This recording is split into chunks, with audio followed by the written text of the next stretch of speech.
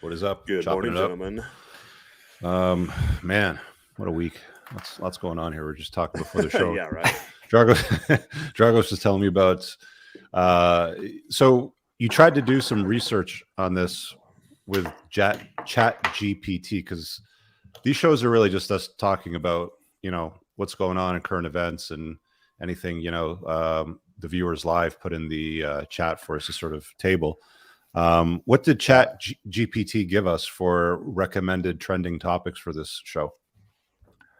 It hasn't gotten to that point yet. It's now researching like top 10 relevant relationship issues for men.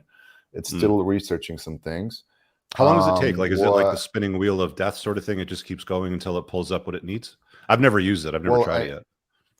I need to explain to you the tool that I'm using, because it's a bit different. So ChatGPT is an interface for OpenAI's GPT-4 and GPT 3.5 language model. Like a Is there any chance you can share it and put it up on the screen as you kind of explain it? I think so. Like, I've only seen the screenshots on social media where people are like, oh, I asked ChatGPT to write a poem about Donald Trump and it wouldn't do it, but then it did one for Joe Biden, for example. Go to the bottom where it's got like the screen with the plus in the middle and just hit present. Yeah, there you go. Yeah. And I'll put it up on the screen. There we go. Okay, so this is what it looks like, eh? Yeah, this is a tool called Godmode. It's a tool that takes the API that connects directly to the GPT-4 or GPT 3.5 API, so you don't have to type everything after each step. You just give it this the prompts, initial inputs. Initial input, and then it will give you 3 tasks. The first one is identify Richard Cooper target audience. The second one is research 10 relevant topics that will interest Richard Cooper's audience. Where does it get the data from? Is it just like spider crawl the internet for this stuff, or? Yeah. Godmode. You can see here, search for top 10 relevant topics for Manosphere audience on Google. And this is the result it gives you. Does it spit it out in a format that a human can read, or does it just give you that gibberish code? This is not gibberish code. It's hard to read on my screen. I don't know if it is on your guys' screen. It's too small? It's hard to read on mine. Yeah. Okay, so it says 112 persuasive speech topics that are actually engaging. And then it gives you the source, and then it gives you the... Oh, okay, so it's a URL source from the... So this is basically Google is what it is. It's just giving you more than just a Google response. It's more than just a Google response. It's automatically going to find the next tasks. Like you give it a general thing that you want, and it will break it down and then see where the problems are and research it, connect it to the internet, right? So it's a spark of AGI, of autonomous, Okay. Huh. So it's a bit more than just you having to prompt and take every step. Once it gives you a result, and then you have to take that result and write something else, right? It's kind of like it's an automation of these steps. I'm gonna need some time with training. This. Yeah, I'm gonna need some training, I guess, man. Let's do a workshop. I'm actually curious. Too old for this stuff, I think. I'm actually curious to see how other guys in the group are using it. I know in the business chat that there's a lot of screenshots and shares, but it might be nice to just get on a call and do a workshop and share kind of how we're putting it to use. Because sort of like get the fundamentals out of the way, because it seems like this is definitely trending for the future. There's no question. I use it a lot too. Do you? Even for YouTubing, like YouTube video descriptions, titles. Like I'll put in a working title and AI will give me suggestions, and they're always way better. I actually use an AI for my YouTube channels as far as do you use the vidIQ AI tool? Yeah, so I have the paid version. I don't know if you use that. Yep. Yeah, I have the paid for all those. Yeah, so here, I mean, I can show you how it works. Yeah, it's super cool. Or you log in, it gives you your daily ideas, or you search by keyword. Yeah. But I'm not logged in on this computer. I've got 3 damn computers, and I'm only logged in on one on my laptop, so it's not going to work. But it's a plugin that goes into your browser in YouTube, and then it makes AI title recommendations based on what it thinks will get more views or clicks. And if you haven't noticed, like I've had my editor over the last 3 or 4 new videos do a few more jump cuts just to sort of cut out any dead space, ahs, because people don't have much of an attention span. Some people don't like the jump cuts, but the truth of the matter is they actually keep the viewer viewing longer. And then modifying the thumbnails, which are more in line with what seems to work. And then I use the AI for the title recommendation in the video. And sometimes I'll switch it up. There's like 2 or 3 different ones that I'll run through in the first hour that the video's up. But it seems to work. It's a lot more effective than I've been. So you will be using AI for sure in whatever it is that you're going to be doing in the future. Yeah. And if you want, I can share my screen real quick and show. Yeah, do it. Yeah, if yours is linked up, because mine. Scary. Yeah, I'm almost always logged into YouTube. Here, let me remove. Oh, hang on, I got to pull them back in. I think it's this one here. You want? Yep. I think I just finished. Can you make it a bit bigger? Spending limit. Yeah. Is that better? Yeah, bit more. There you go. Yeah. So right here, like this right here, title recommendations. I actually like this title. This is one of those videos, Rich, that did really well out the door, but YouTube just caps it. Yeah.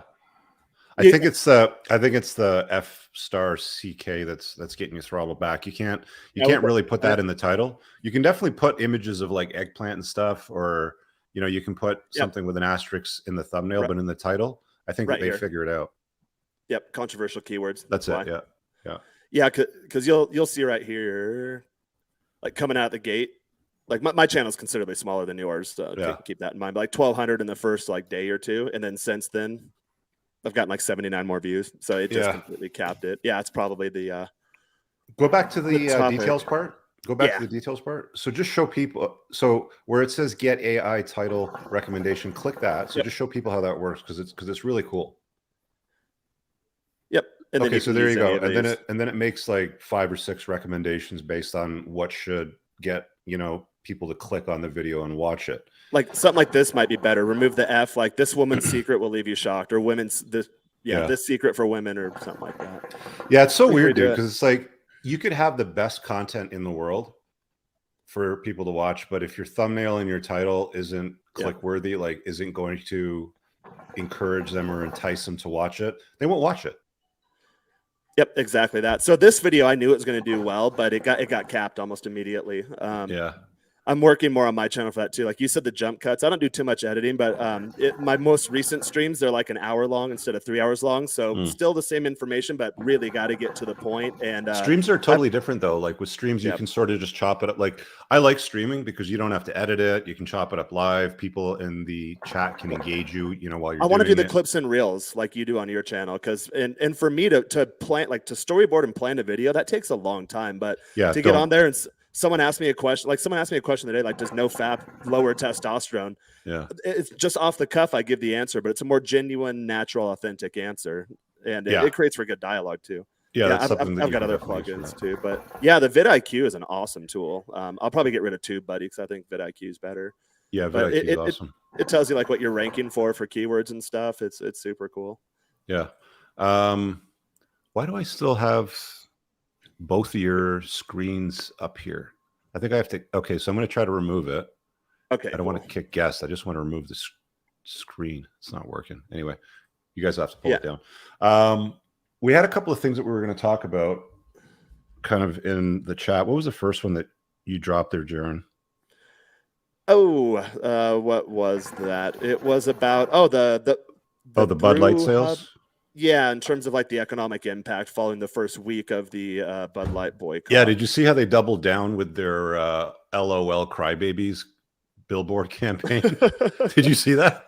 It's so funny, but if you go into that article, you'll see like exactly the amount of market share Bud Light lost in the first week, like Miller and Coors gained, like almost exactly, which is quite hilarious because if you drink light beer, you're still going to drink light beer. You're just not going to use Bud Light anymore, and I think the data pretty much indicates that. Yeah, you're not going to buy their crap. I'm not logged into Signal. Can you drop the link in the private chat? Let me see if it'll open up here quick. Yeah, let me find it. It always takes a while to like reboot. Oh, we have to update your signal and shit. I started using my cell phone as my webcam. It's way better than like actual webcams that advertise themselves as 4K, and they're really not. Yeah, I was going to do that at one point, but I just went for I just did the full investment setup. Yeah. The latest iPhone's great. Like, what do you have? You have a good setup. At some point I'll get there, but my channel's not big enough, I think, to justify that investment quite yet. Okay, so the camera I use is Sony FX3, I think it's called. And then the lens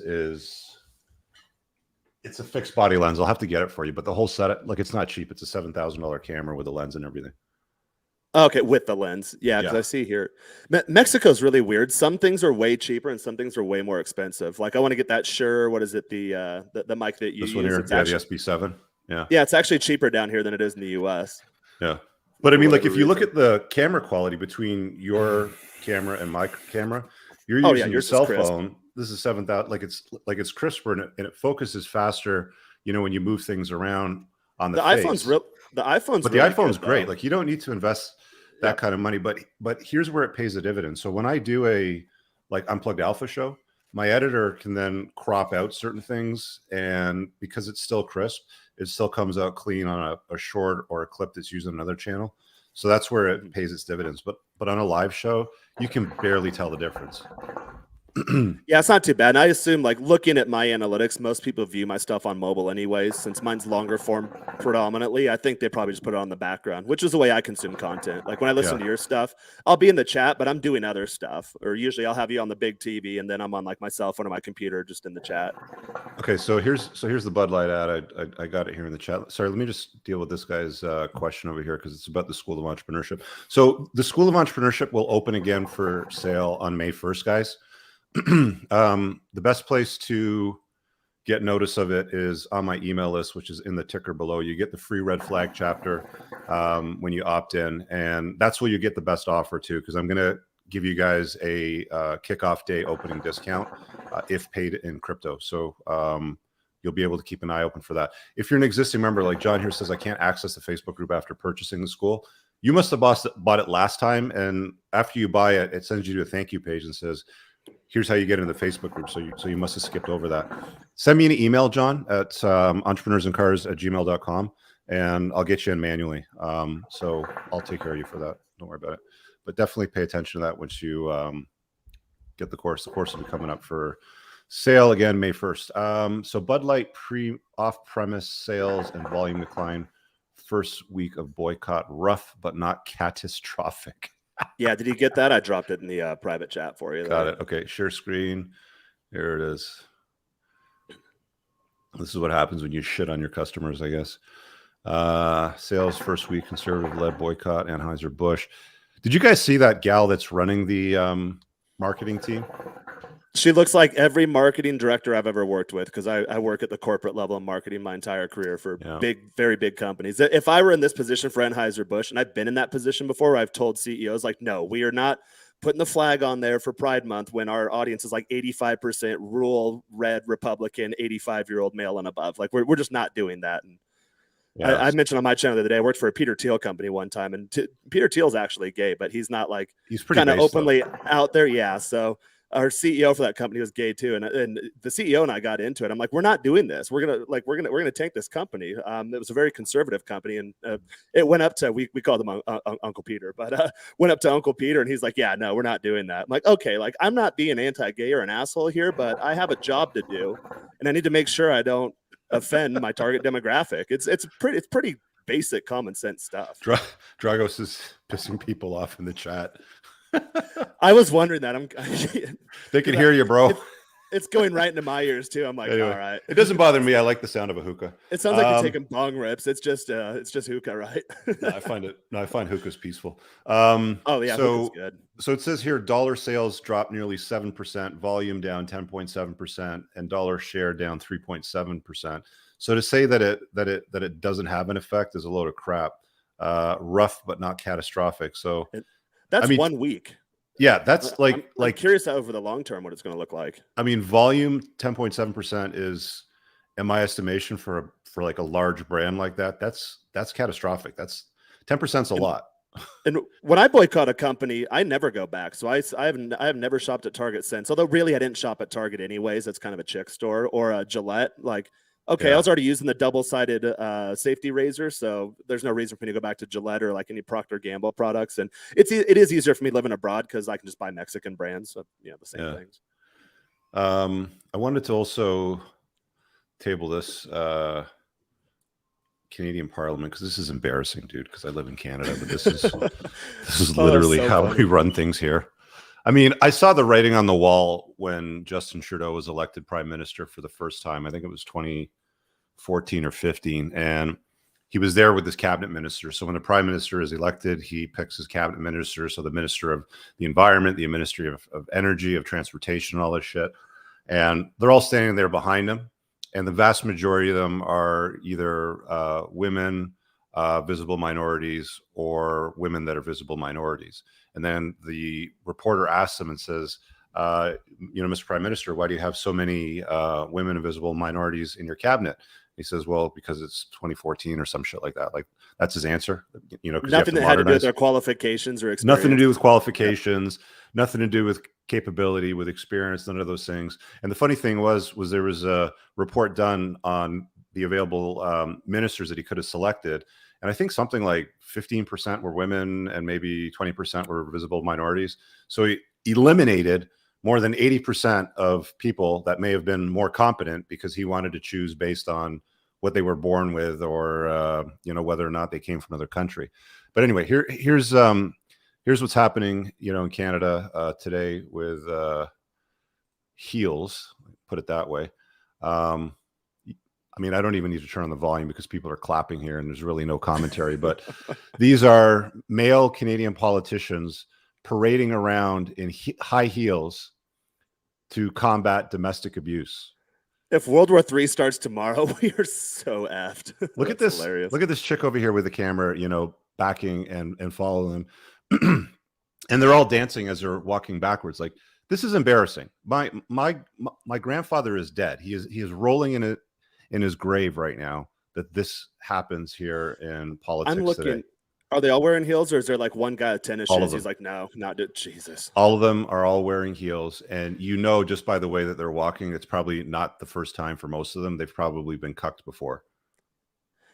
Yeah, it's not easy to walk in high heels. I remember, like, you go through a phase when you're a little kid where like your mom comes home, she takes off her heels, and you're like 5 years old, like, oh, but it's funny. It's meant for humor. It's not meant to be serious. And then you have full grown adult males like, this is what 5-year-old children do, and that's probably the last time I've ever done heels. But it's not easy. Bingo. 5-year-old children do that, not adult males. So this. And then you like put them on your head, like, oh look, but these are adults and they're running your country.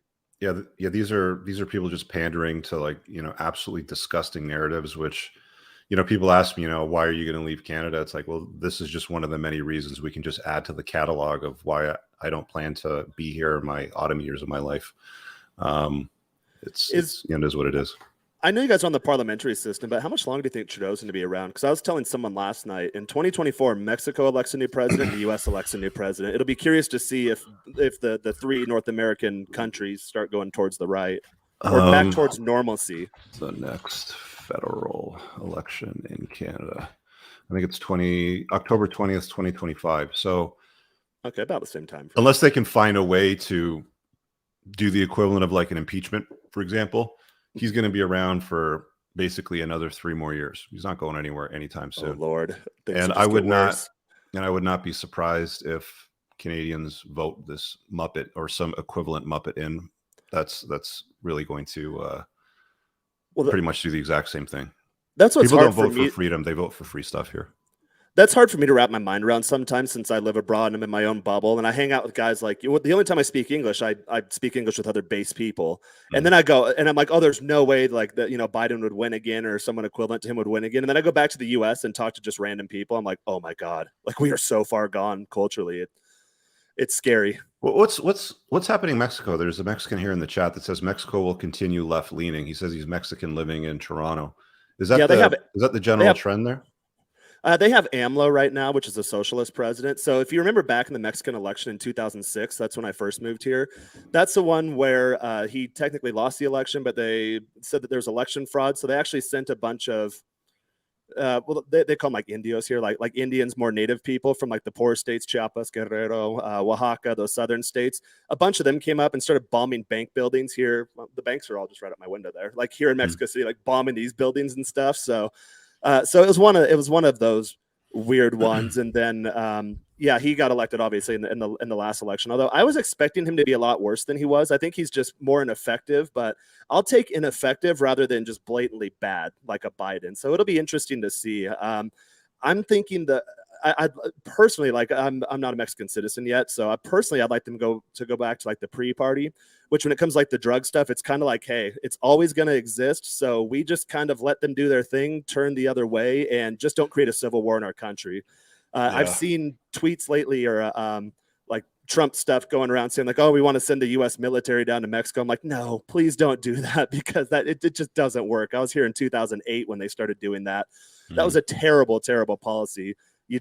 Drugs got cheaper, they got more plentiful, they got stronger. So like now everything's laced with fentanyl, and then you almost created a civil war in this country, which was quite tragic to experience. Dragos, what was your opinion and experience visiting Toronto? Because you were here last month versus, like where you live in Romania. Obviously, buildings were a lot higher. Like we don't have skyscrapers. Many buildings over 15 stories, even in Bucharest.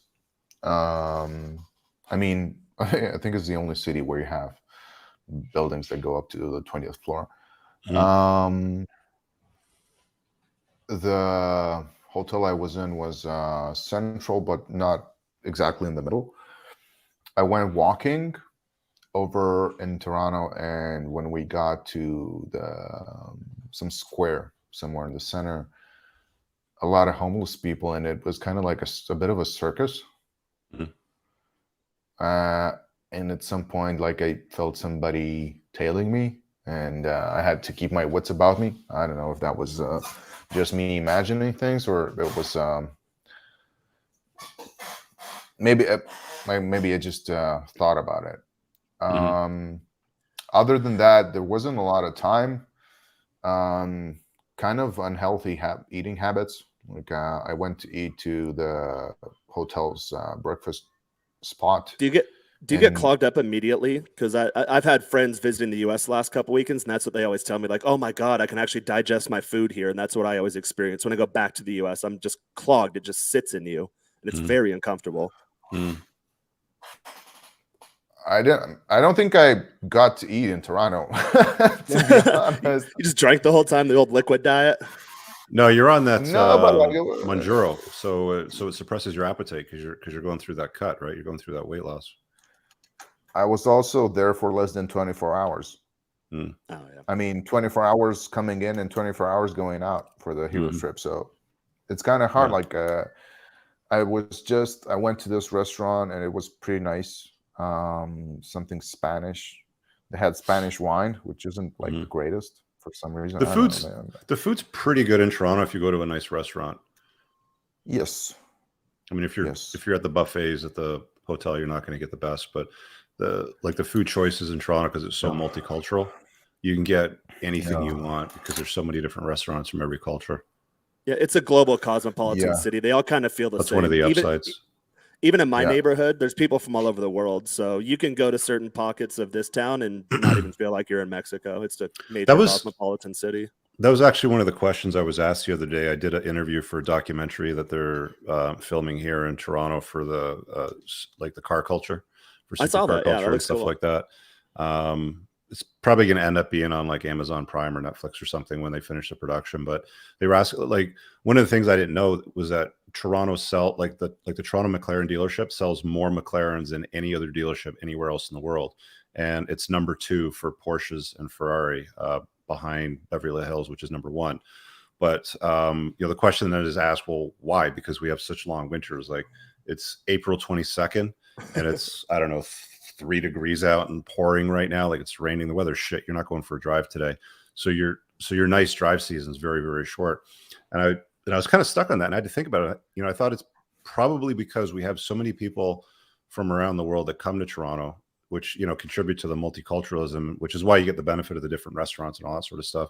There's a lot of people that leave shitholes to come here to, you know, to like make it. And then when they make it, what do they do? You know, with their money, if they like fast cars, they buy cars. And that's why you get like, you know, so many, like there's so many niches of different car cultures here with like the Asian guys that all hang together. There's the brown guys out in Brampton, you know, the Hindis, like they have a big car culture and stuff like that. Italians, everybody, you know, like. Well, you get the wealthier immigrants too, because like the guy in the chat, I'm from Mexico but live in Toronto. I'm assuming he's from like a higher socioeconomic class. I have friends here all the time. Oh, I lived in Canada for a year. Actually, or two. Most of them that get into the car scene didn't normally come from wealth unless it's from like Hong Kong, right?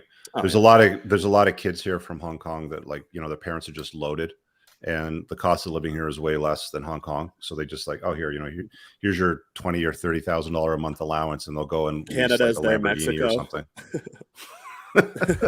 Yeah. Also, something else that I remember now, also regarding cars, is that the quality of the roads wasn't that great. The quality of the roads here? Yeah. Oh yeah. Yeah, the roads are not great because, well, you get long, cold winters and hot summers. So you get water into the asphalt, it freezes, and then it just rips up the asphalt. That's why we have so many potholes here. I remember that growing up, and a lot of times they wouldn't fix them. They just put like a layer of hot tar on it and not tamp it down. So for a couple of weeks this time of year, you'd get that shit all up in your undercarriage, and it was almost impossible to get off. Yeah, you definitely don't want a car with like 22-inch wheels here because you will bend rims. I wanted to throw this up on a screen because it popped up a couple of times this week. This one here reads 1960s ladies, no tattoos, no nose rings or green hair. And down at the bottom here, this guy says, or penises, this is what we lost here, guys. This is what I saw in the 70s when I was a little kid. I'm a 70s kid, right? This is what I saw. This, no tats, you know, fit, no obesity, no short green, you know, weird hair, septum piercings, none of those things. There's another one that showed up in my time. This one here, like this here was common. You know, this is a photograph from the mid 90s, and the caption says there were several girls of this caliber working in every cafe and restaurant. This I grew up in the 90s, and the girls were hot. Like I had a cousin that was 10 years older than me, and I remember when her friends would come over and babysit, they were gorgeous. And when you're a kid, you don't really know, but I'll look back at pictures of when I was a kid, and I'm like, no, like these were like skinny, fit, feminine, just really attractive women. And it's sad. You don't see that much anymore. Yeah, like in the 90s, I was in elementary and high school, right? And there was a ton of girls that looked like this in the classrooms. It was very normal. Yeah, my cousin she was like a high school cheerleader, so you can imagine her caliber of friends, and they'd come over and babysit. And I was like 7, 8 years old. I remember my brothers and I'd be like, wow, like she's so pretty. There's a video too. I think it was like an old Return of Kings article where I originally got the idea, but it's like watch like Leonard Skinner Freebird live in the 70s. And it's, of course, they have like, you know, an 8-minute guitar. So it's like a 13-minute video, but there's a lot of panning audience shots, and everyone in there is attractive and fit. There's no tattoos, no weird haircuts, objectively. Yeah. Like North American, like predominantly white people. You don't see that anymore. Or even when I go home, like my mom's kept herself in good shape, thank God. Because, you know, that'll mean she'll age better and it won't cost us any money, my brothers and I. But her friends, like they're all dumpy and fat and gross. But you look at like high school yearbook pictures, they'd be like, oh, these women were attractive back in the day. Like, how do you let yourself go so fast? Yeah, dude. Like, can't quite understand. It was like high school was insane. Like, you know, the women were just so cute and beautiful. And, you know, today when, you know, you look at girls of that age, it's like, what the hell happened? I got a couple things here in the chat. People want me to table. So this dude wants us to talk about how to avoid the digital ID mark if the mark of the beast, or mark if the beast, I think he's asking. I think if I'm not mistaken, Joe Biden announced recently that he passed a bill or some legislation for a social credit score. Did you guys see that? I didn't see that, but I know they've been pushing it. I worked for a big 4 company for the last few years, recently into that contract, and they were internally, like they were really pushing that, the digital bank currency or whatever too. They're really big on that. Here, let me just see if I can find some more. Joe Biden passes social credit.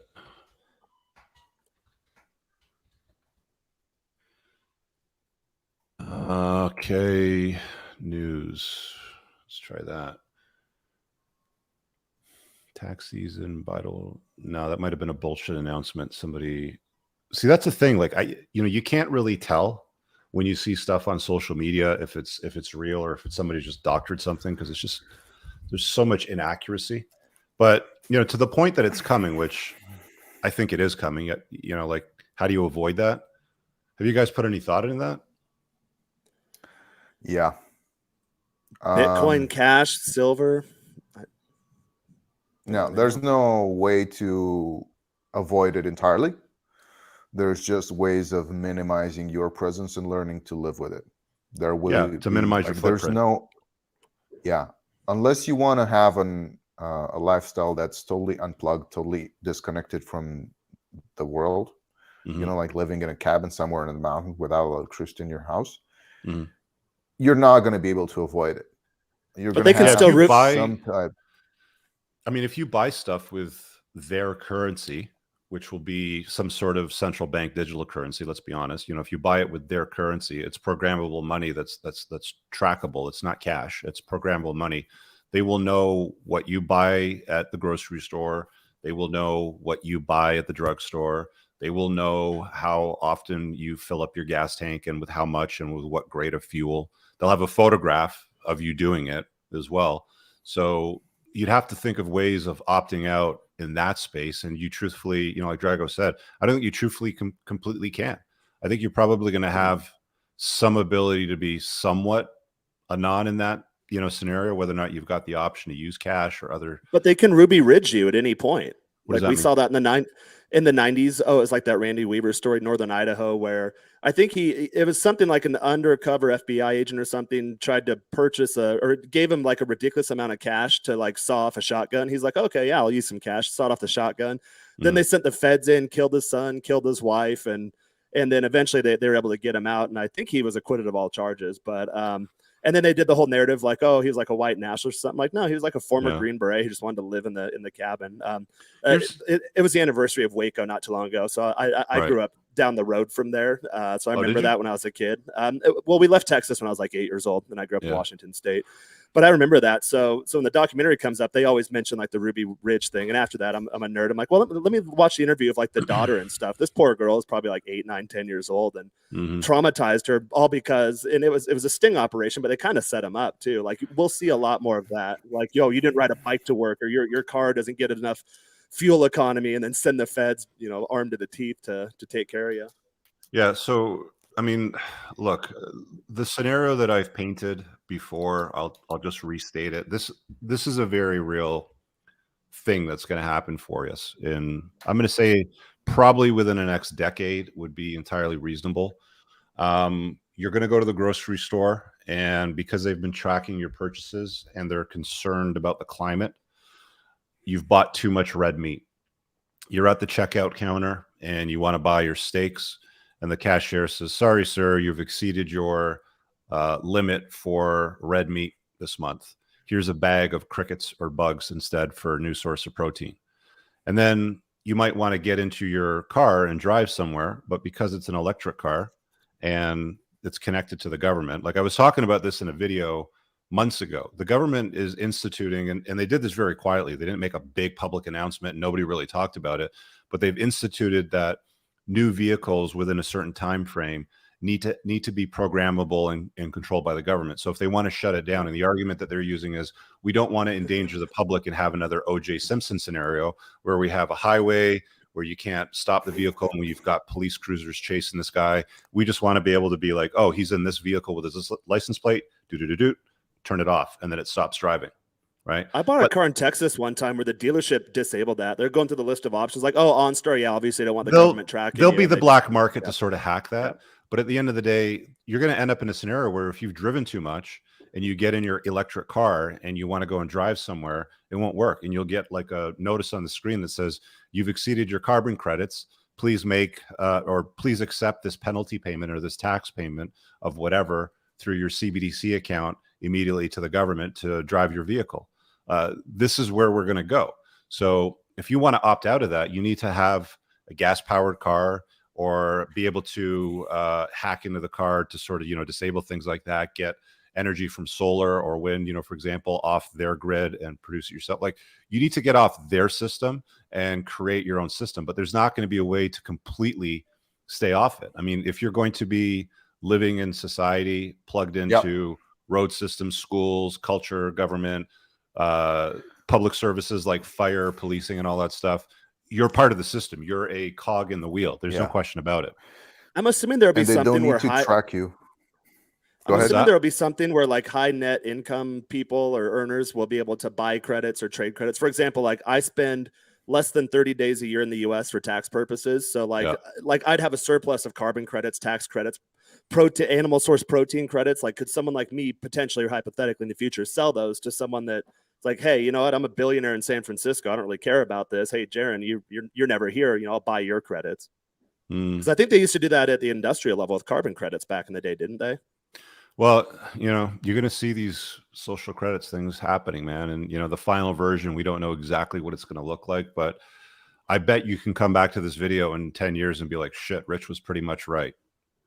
Hang on. There's a couple other ones that popped in here as well. Somebody said something about Matt Walsh being hacked. Where was that? Yeah, I heard that. I think there was a clip or short going around in the YouTube recommended feed for where that. the hell was it? You guys have seen it. Russian girls, blah, blah, blah. Yeah, Russian girls are more genetically gifted when they're younger until they blow up and turn into babushkas. Go look at Bald and Bankrupt on YouTube. Dude's funny. You know, he spent that guy's hilarious. He spent a lot of time. You know that guy's an ex-pickup artist? No. He used to be one of those PUA guys, and he just figured that, you know, that's not going to work for him long term, and he turned it into sort of like a travel vlog.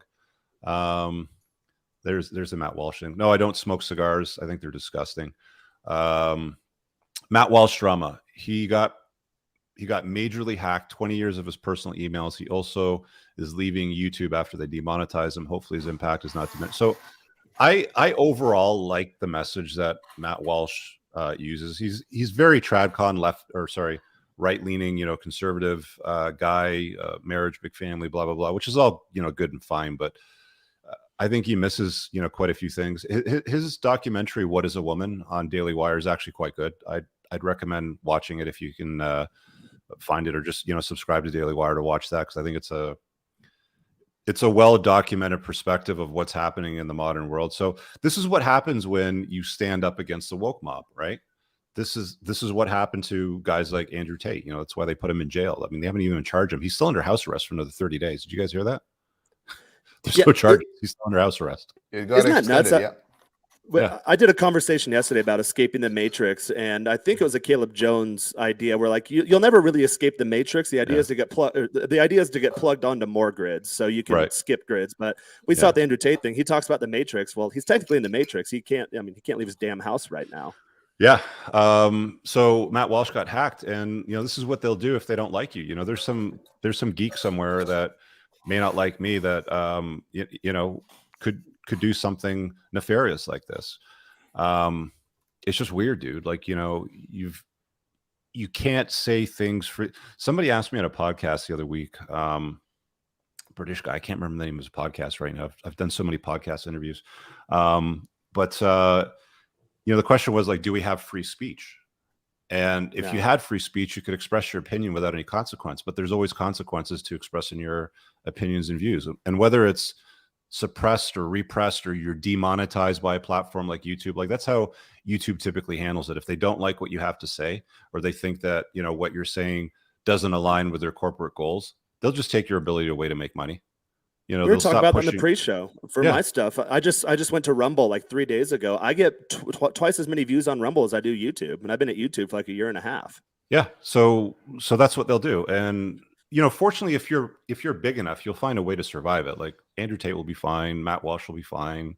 You know, there's always fans for stuff like that, but that's how they respond in a childish fashion. You know, the old saying goes, and I quote it in my book a few times, you know, if you have a problem with the facts, the problem isn't with the facts. And I think that guys like Matt Walsh, generally speaking, speak the facts, right? He just happens to target a community, you know, the trans groups, the alphabet crowd and all that. And they just fire back because that's what they do. Let's see what else we got here. And now guys think girls don't have enough tattoos. No, I'll never be that guy that likes tattoos. Sorry, man. Just not a fan.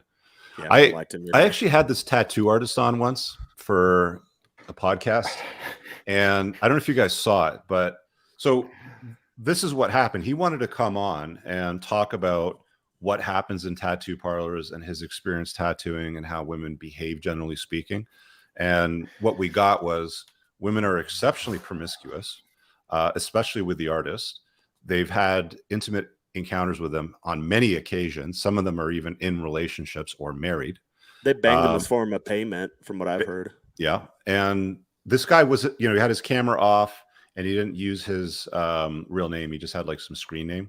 But, people went after him because of the facts that he was revealing.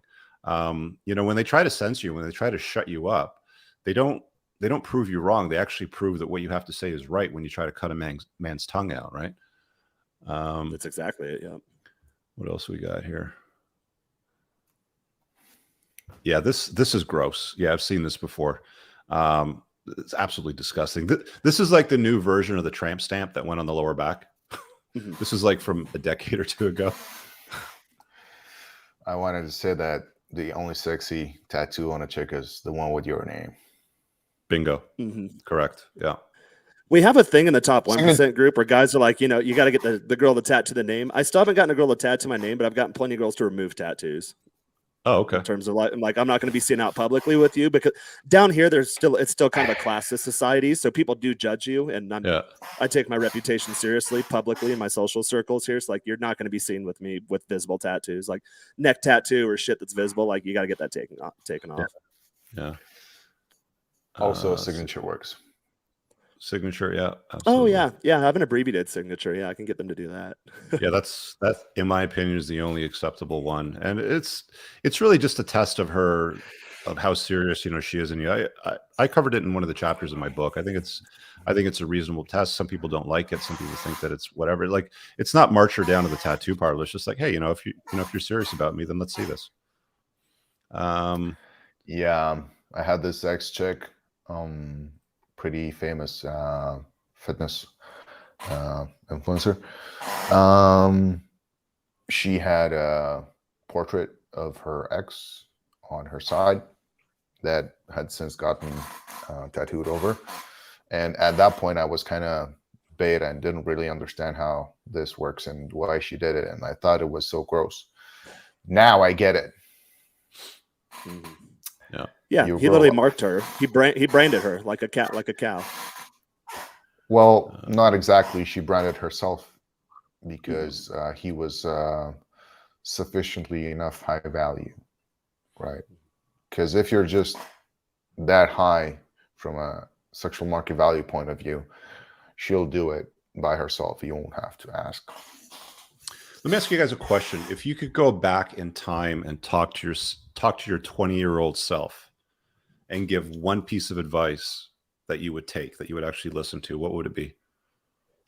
Don't stop mining Bitcoin.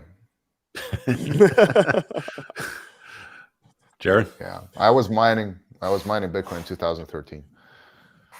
And what happened to it? Do you have it all, or did you just? My dad told me to fucking quit everything and work on the restaurant. Right. And I listened. Yeah. Jared? For me, it'd probably be, because in my early 20s, I was living down here in Mexico and playing ball. It probably would have been, don't go back to the U.S., because I tried to do the U.S. like California dream, and it did pretty well in the corporate world. Had like the nice penthouse condo. I was renting it, had some nice cars and had some good experiences, but I never really got ahead. I didn't start getting ahead until I came back down here, and all of that surplus income month over month, you can actually start putting your money to work for you. So I would have told myself like, hey, don't go to California. Just stay here. Yeah. It was kind of wasted a decade of my life trying to I asked the question on Twitter earlier this week, and I got a lot of buy Bitcoin, hold Bitcoin, buy Amazon, Tesla stocks, when they went IPOs, like a lot of that stuff. And I also got a lot of listen to what Rich Cooper says and follow that guidance so you can avoid making a mess out of your life.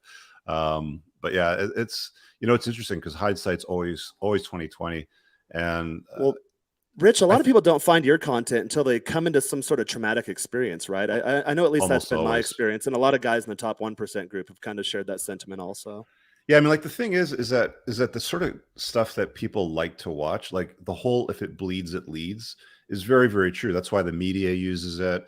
That's why you see a lot of these podcast shows on the internet in the Mano Swamp, where it's like, like a sit-down group, and they've got these entitled bratty girls, and they'll ask some questions that raise controversy, and people watch it for the entertainment value of it. You're not learning anything. They're not solving any problems. Throwing people off set doesn't really fix anything. So when you talk about like actual useful actionable ideas, unless you blanket it in with some form of entertainment, people's attention spans suck, right? Like, we don't get loads of views on these conversations, but in my estimation, the sorts of stuff that we talk about when we hop on a general's chat are far more valuable than, look at this bimbo over here get thrown off the TV set or the podcast set. But that's where we are today, right? Like you said, Jared, people don't go looking for the kind of help that I can give to them until they run into problems. You know what? I had this lady call in on the Unplugged Alpha on Monday night. I don't know if you saw that bit. She was the professional dental sales rep. Yeah. No, you saw it, Dragos? I saw that. Okay, I'll have to get Velcro to make a clip on it. But this, like, I think she said she was 40. She DM'd me from social media, and I said, like I always do, don't DM me and ask me for private help. There's two options. I mean, if you want private help because you want to be anonymous, there's links at richcooper.ca to book me for private consults. You can pay for my time. And yes, I know my rate's high, but I don't have a lot of time, and that's why it's high, and that's how I deal with it.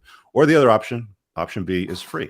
Call in on my show. It's open everybody, 8 p.m. I'm live every Monday night.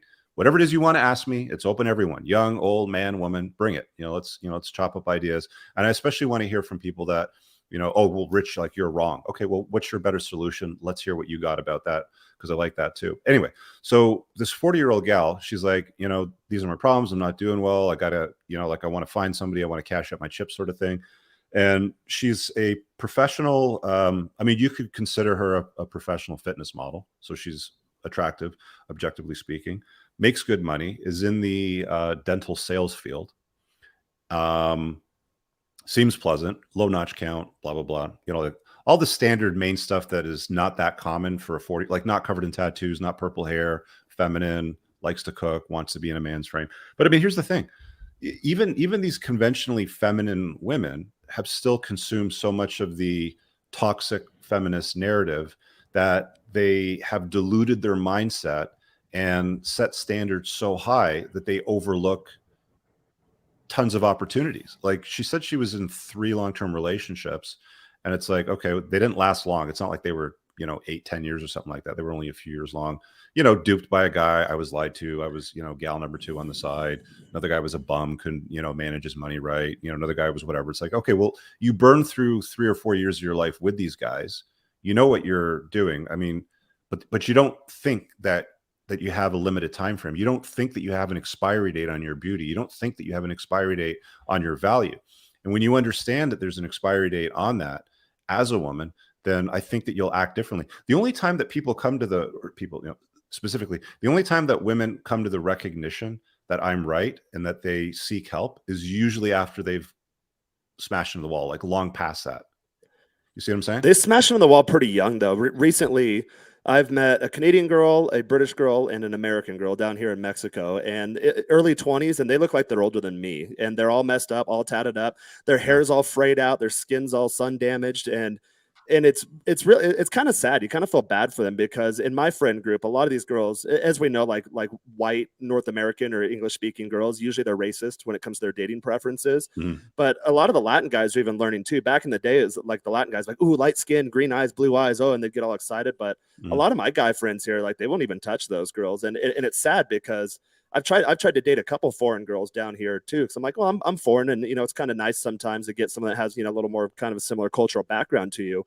The foreign girls feel more foreign to me as a foreigner than the local girls, and the foreign girls just can't compete with them. Like, the Mexican girls are so sweet and feminine. That is changing, but they're still like 30 years behind the U.S. even here in this city, which is quite liberal. Rich, I was also going to comment on about like most of the mainstream media is crap, or like, if you ever want to see that, because like when I log into my YouTube account, obviously the recommendations are based on the algorithm, based on content that I've consumed recently. Log in like DuckDuckGo or just sign out and log in and click on the trending tab, and you'll see like some of the dumbest shit, and it is 20 million views. And then I look at my channel, I'm like, I'm actually trying to put out value here. Like no one cares. No. If you have a good thumbnail and a good title and just entertainment for dipshit brains, you'll do way better. It's, just a fact of reality. I was also going to say there was another guy that I talked to shortly after that who booked a private consult. It's funny. The vast majority, 99% of my private consults are with men. Like men are willing to pony up the money and book, 30 minutes of my time to ask a serious question about something that's seriously stumbled them, right? And they're not getting good answers from family and friends. Women, on the other hand, are so fucking cheap because they're so used to getting everything free in life. When you tell them, if you want to chop this up privately, then, here's my link, book a call. Oh, I can't afford that, or it's not that big of a deal. Okay, we'll have fun with your cats then, basically, right? Anyway, so this guy that booked me, I think he was 31-ish, very successful, makes $500,000 a year, entrepreneur, real estate, good looking, tall, blah, blah, blah, like all the standard stuff.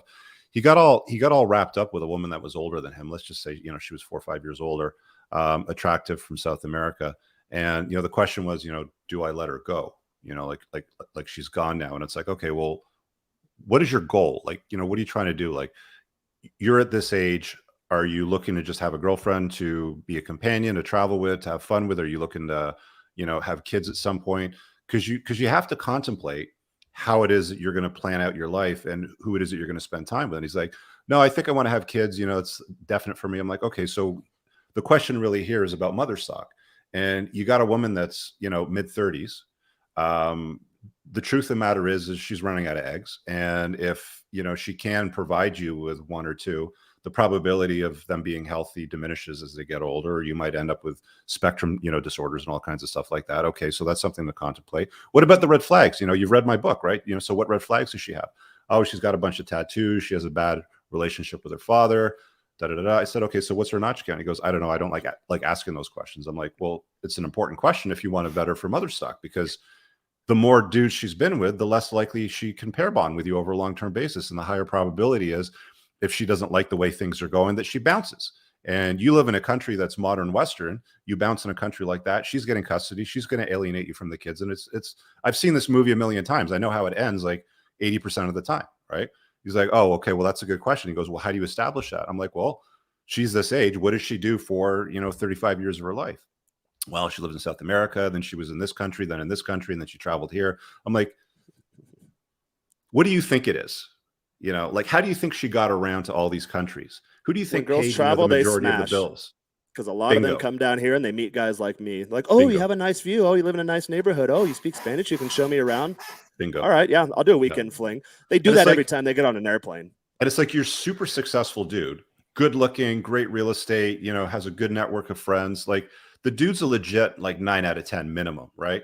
And he's lowering his standards to an older woman with a bunch of red flags and then asking questions like, I kind of regret it ending, should I go back to her? And so you got to have kind of conversations like, look, this is how you want to tackle life if this is what your goal is, so that you can align with those goals.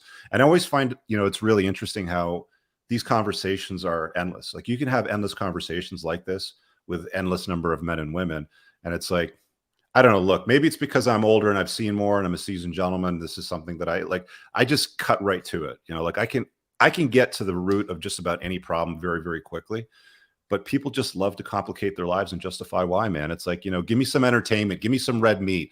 I want to click on that over there to see some stupid shit happening on the YouTubes or the TikToks or whatever. There was one time that judging a chick by the photos that she took in, the locations she went in, was wrong. Like, out of all the chicks I know, every single time you see private jet photos, pictures. You see the Dubai photo, places. You're like, uh-oh. She's one of those girls. Yeah, like. Did you ever see that website Tag the Sponsor? Yeah. Oh, I remember hearing about that. Dude, I can't put it up on the screen because it's disgusting, but I want you guys to Google Tag the Sponsor and then dive down that rabbit hole, and you'll see what all those Dubai girls on the yachts and stuff have to do to get those photographs. Do it on an empty stomach. Go ahead, Drago. Yeah, do it on a very empty stomach. Go ahead, Drago. Sorry. What I want to say is that like I have a few people that have moved to Dubai, and like they told me what's behind the scenes, like all that stuff with camels and feces. It's real. Yeah, it's totally real. They get about 20-30K per day. Yeah, no, it's nuts. But hey, they get to go on a shopping spree and get their handbags and their shoes for all that, right? Essentially, go to the tag the sponsor site. Anyway, Dink, double income, no kids. This is actually not a new term. This is a term that was to that in the chat. This is a term that was discussed in high school for me, and high school was decades ago. This trend was cooking up around then too. You know, people were told to chase careers, degrees. They ended up putting off having family and kids, and they start to substitute. And women do this especially. You know, they'll substitute kids for pets. I was at the store the other day getting some stuff with my kid, and there was a lady the next cash over, probably late 40s, early 50s. And in the store, she was there with her fluffy dog within her jacket. You know, it was kind of hanging out in her jacket. And this goofball that she was with was, you know, doing all the work and loading stuff up and paying for it all. And she was chirping him and da-da-da, and you have to do this and that. And she's sitting there with her stupid dog in her. Like, this is becoming very, very common. They saw this trend happening decades ago. It's absolutely not new, and it's going to continue into the future. In the kids' TV show in the 90s, because I grew up in the 90s, on Nickelodeon, there's a show called Doug, and his neighbors were actually called the Dinks. The Dinks, yeah. Yep. Yeah. Double income, no kids. And you've also got single income, no kids, Sinks, you know, which is the other version, which is basically, I think that was something else that they tried to trend in the last couple of weeks on social media, was the notion of these women being called Sinks, single income, no kids. And again, you know, the substitution is for either fur babies, cats, or dogs. Are you on the site? Dragos. What are you looking at? Tag the sponsor? No, I'm thinking about Sinks. Sinks. Yeah. We use the term Dinks in marketing too, because it just indicates you have more disposable income. So you can charge a higher price. I also remembered the thing about Hakimi, the guy that got divorced and he didn't have any money to his name. Player. Well, oh yeah, that's the other update too, right? He's now going after his wife's assets. He's suing her. She has to give him 50%. Yeah. Okay. So she should have bailed out peacefully. Yeah, we got to talk about this before we continue. So if you're not up to date, this footballer Hakimi, I think he lives in Morocco. He's very successful, makes good money, but his entire paycheck goes to his mom. All of his assets are in his mom's name. His wife didn't know any of this. You know, whenever he needed money, he would just get it from his mom, or the transfer would happen, or whatever the setup was. But essentially, his mom knew that these hoes ain't loyal. And his wife, who happens to be older than him, by the way, I think he was early 20s and she was 30 or 31 when they got married. They have 2 kids together, purportedly. But his wife was the one that filed for the divorce. And, you know, again, because you live in a modern Western world that protects women, and it's the female first primary social order, she probably figured, cool, let's get divorced. I'll get half his shit, and I'll probably get the kids too. She's not getting any of this stuff, apparently. Again, you know, we have to wait for the dust to settle. But as it stands right now, he doesn't have any assets. Now, certain courts, by the way, can turn the clock back on that. If he only did that like a year ago, courts can be like, look, you know, you obviously did this because you saw the writing on the wall and it was going to happen. We're going to turn the clock back on it. She's going to get half your stuff. But if he's lived this way his entire life before he even got married, the chances of the courts doing that is exceptionally slim to zero. So there's that. And then now he's going after half her assets, and she's not poor. She's a Spanish celebrity or a soap opera guest or something like that. Do you guys know what the story is on her? I just know she was considerably older. She was like 30, 31, and he was 19 or something when they got married. Apparently she's a celebrity in Spain or something like that. She's like a Spanish soap opera star, or I don't know, something like that. Some sort of TV celebrity. And he's going to end up getting half of her shit. That is amazing. That is so awesome. Oh man. Hey, I posted in the private chat. Did you guys see that BuzzFeed announced they're going bankrupt? And Yeah, then, they're shutting down. I saw Andrew and Tristan trolling them, saying that they were going to buy it, but oh, they were a terrible news shutting source. down. This company They're cuts not even 50%. news. I'm wondering though. I Wait watched for a price to video go about under. that. I'm wondering if it's because the economy is tightening up, and it's because like these VC firms are like, and I've mentioned this even on your show before, Rich, too. Like I've worked in these like tech type companies, these California tech companies. A lot of them don't really have any value. It's the evaluation of like their different rounds of fundraising. Or I've come into new positions, and I'm like, hey, at what point are we going to start making money? And they're like, oh no, we just want to do another round. I'm like, yeah, okay, so I'm getting paid to do nothing. Like, that's cool. Yeah, these media companies either make money based on the value of their audience, so their subscribed viewers, and the ad revenue. So if advertisers aren't spending money on their platform and their audience is diminishing, they don't have the attention of people, then they lose out. So that's why it's difficult to trust media, because again, if it bleeds, it leads. That's how they sell you on watching their shit. So they just make up shit half the time to get you to watch it. And people are starting to realize a lot of it is fake news and factually inaccurate. So if they can't afford to run at some point, they'll just get shut down, man. They just can't afford to pay the bills. It's an unfortunate fact for the staff, but when you spend your entire career virtue signaling and pandering to woke people, that, let's be honest, they don't spend money. Whenever you see, like, every time I see a clip online of some purple-haired weirdo fruitcake, being like there was one with Piers Morgan, right? And Piers was like, so what did you think about that guy that put the orange stuff on the billiards table? Do you think that was appropriate? He's like, absolutely. And he's like, you're insane, right? And he's like, but you're a millionaire. You should be paying for it. It's like these nerds want you to spend all of your money on their insane agendas. It's like, if you want to spend money on your stupid agendas, why don't you go make the money and spending on your stupid agenda? But they don't do that. This is how they play these games. So these things don't last very long, right? Like this is where they end up. They all end up becoming the BuzzFeeds of the world eventually. Yeah, hopefully that's going to be trending. Hopefully a lot of these kind of nonsense, quote unquote, news agencies, they start failing. There's a comment there from Jerry. I know these girls with holiday outfits for look, these single income, no kids chicks.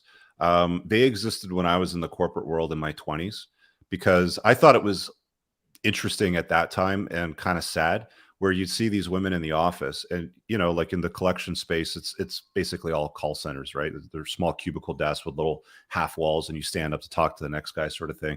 And it's like, they would have Christmas pictures of them with Santa and their cat in some fucking cat outfit. And like, that's on their desk. Like that's their family. Like that's their fur baby, sort of thing. And it's like, I just remember looking at them and I'm like, that is some pathetic shit right there. Like, that is sad. And Rich, you probably remember, I remember this in the corporate world. They do start hitting that age where all their friends start getting married off. Their friends that have kind of like half a brain to them. That's when they get desperate. Yeah, it emotionally just messes them up. Yeah, no, 100%. Samir says women are now replacing men with emotional support bears. Whatever, dude. They're gonna do what they're gonna do. They're gonna rationalize whatever it is. You give people that are not particularly logical or rational money to spend and paying into the tax system and a house and a car and obligations to creditors and stuff. That's what you're going to get. Like, marketers know that 80% of spending comes from women. It's not coming from men. Men are more rational and logical with stuff like this. So that's why they pander to that. That's why when you see an advertisement for, I don't know, like the newest cleaning Swiffer ground washer, whatever, it's a commercial with the father or the male being a complete bumbling loser, idiot, moron. And she's this, practical, rational, brilliant fucking queen for buying that product. Like, that's how they sell it and market it to you. And you wonder why men are not respected in society today. Well, marketers know that too. I believe, I don't have the exact figure off the top of my head, but it's something like 85% of household finances are managed by women. They are. And marketers know that. And they know, because especially in the internet, you have so much data that you can parse through and you can make these inferences. They call it the pink tax. So like for a men's razor versus a woman's razor, you can charge up to like 35% more, and probably even like these Coach handbags. Okay, does it really cost $3,000 to make that? That's a stupid margin, but marketers know that women will pay it. And then feminists complain about it, like, oh, well, how come it costs more for a pink thing? I was like, well, you determine that. Stop buying pink shit, and then the price will go down. Yeah. I mean, you can probably get the exact same razor going to the men's aisle and getting the, the other version in like blue. Yeah, it's just a different color. There's not a single female self-made millionaire. No, I mean, it's funny because if you go through that list on the Forbes richest people, most of the female billionaires acquired their wealth either by inheritance or through divorce. There's something else. Because of this bias towards empowering women, some women have gotten away with things that men would have never gotten away with, like Elizabeth Holmes. I was thinking about this the past days randomly. Like, I didn't know we would talk about it. And I was making a list of people that I know that are women and that have made it in business or at least competent. Yeah. And I know a few, and they're not the typical feminine woman. No. And no. They have to give I used away to roll in a lot. They have to give away a lot to have that status. I used to roll in the Toronto EO chapter, Entrepreneurs Org. It's a global organization for entrepreneurs that you had to, one, found a company, and two, been doing a minimum of $1 million in your last tax audited year to qualify for application. So this was in like the late 2000s, I think up until about 2011 or 12 or so. And I used to go to these events and the conferences and the learning universities and stuff like that. And there was always some very successful women there. Usually they were over 40. I think there was maybe one or two that were under 40, maybe in their 30s. There was no under 30s gals, but very successful, just like the guys were. And they were very, very similar to the dudes. Same demeanor, same approach to life, very masculine, very strong, firm, structured. Go-getters. I've worked with women like that. It feels like you're talking to a dude. Yeah. And I never found them attractive whatsoever. Like, I got hit on, and it was like, there was absolutely zero interest whatsoever to engage in anything beyond just pleasantries and conversation.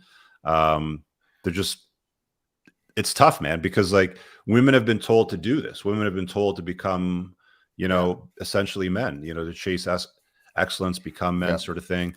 And they end up, and some of them have families, right? Some of them do end up having families, but a lot of the ones that do end up having families, like, their marriage doesn't last, right? I think it's very, very difficult for a marriage to last in an environment where a woman's doing, generally speaking, better than you. A lot of them usually what ends up happening. A lot of them cheat too. If you remember from the corporate world, a lot of them do. Yeah. For like 3 years, I did a lot of speaking engagements, at least one a month. And sometimes during the summer, I mean, just week after week, I'd be in a new city. So you get up in a room with however many people, and a lot of them are women. And afterwards, like the after party or at the hotel lounge or whatever, a lot of them, like, I was in my mid to late 20s at that time. A lot of them would put the move on me, and you're just like, okay, I didn't realize that was a thing until I found myself in this situation. But it didn't matter what city, what industry, what conference, what event. The women, like, I have a rule: when a woman gets on an airplane and goes somewhere, like, the opportunity for cheating goes way up, and a lot of them actually take part in that. Yeah, huge. I got to wrap up soon. I think before we do, this will probably be the last thing that we can table here on the general show. So there's this notion that women keep a certain degree of genetic material with every guy that they're with. They haven't done actual, like, proper studies on human beings. There's been talk in certain circles on human evidence where they find male DNA in females, and they say that it's not their father's. So the question then, comes out of those conversations is, okay, well, how does male DNA end up in a woman's body if it's not their father's? And the only other explanation they have is it's inserted based on past intimate encounters. This is another study, and that's an old story. Like, any of the MGTOW, Black Pillar guys, they've probably heard some version of it, and they use it all the time. Like, see, this is why you want to avoid these women. That's the argument that they use. So they haven't actually, like, corroborated that properly. This is another study that came out this week, and they were using flies in this study, and they use flies and mice and monkeys, for a lot of studies that they want to try to replicate in humans. So this is like a first stab at it. But what they found is that the reproductive female flies, it changes the DNA of the offspring with every other instance of intercourse prior to that of the offspring. It's not genetically identical to the father of that offspring, essentially, is what they found. So the chances of them applying this study in human regard is exceptionally rare, because if the evidence corroborates what happens in animal studies, you're going to have women very mad, and you can't do anything that's going to offend the female first primary social order. I don't think you're ever going to see any evidence that's going to point to this and be like, see, this is what happens with female promiscuity. But there's a reason why throughout history, it was always so strongly valued, right? And, you know, we know for a fact, based on the Teachman study, the more dudes a woman's been with, the higher probability the marriage is going to end, and the higher probability she's going to cheat, and the higher probability if things don't go her way, she's going to find another guy to just move on, because she's already done it 24 times or 3 times or 6 times, right? So you guys can go dig through that if you want. I just thought I would table that because it's an interesting conversation. I know that it's somewhat controversial, but again, they haven't been able to accurately define it in human studies, and I don't think they ever will, because it's too dangerous for them to do that. But Rich, like you said, we've known this throughout history. This idea that I know people get weird about like the religion topics, but just look at it as like a collection of human knowledge based on whatever culture you come from. And if viewing it from that mindset or that perspective, the idea that, okay, thousands of years of collective human knowledge has been passed down and refined generation after generation, all of a sudden we're going to do away with all that and expect society to not go off the rails is absurd. And then when science comes and corroborates these things, they're like, oh, we can't believe this. Like, well, we've already known these things. I say this all the time on my channel and even on yours, and people go insane. But like, how do you not know this? These are things that our ancestors have known for millennia. Well, they don't have a you're response. Just now figuring it out? Yeah, they don't have a response. All they have is, well, you just hate women. It's like, oh, okay. Yeah. Anyway, I'm doing Unplugged Alpha Monday night, 8 p.m. Eastern. Topic's going to be on how to make bank. It's the third part in the 3-part series. The first part was on credit and the origin of money. The second part was, well, you can go watch it. Third part Monday night will be on how to make serious bank. So I'll cover that on that show Monday night. Make sure you guys are subscribed to the Unplugged Alpha channel. And I always take call in. So again, if you have anything you want to talk about, young, old, man, woman, child, well, except for children, it's an 18+ show. Bring it. And if you want to challenge something, look, guys, you love challenging shit, you know, very quietly and in a non-fashion in the comments. If you got a better solution to something that I've talked about, bring it. You know, let's hear what you got, but never really seems to come, does it? Check out Jaron on his channel, or just go to his Instagram. There. Dragos, that's your Instagram, right? The Dragos Experience? Yeah. The Dragos Sex Experience. Sex Experience, yeah. Yep. Read it correctly. I always have fun with that. Yeah. Let me know what Chat GPT comes up with as far as like topics, or is it still digging through data right now? No, I changed to a different tool. I found one that's embedded into my Mac OS. Okay. Yeah, well, just let me know what it comes up with. And I don't think we're going to be on next Saturday. Here it is. What's that? Here it is. Okay, before you do that. Private chat.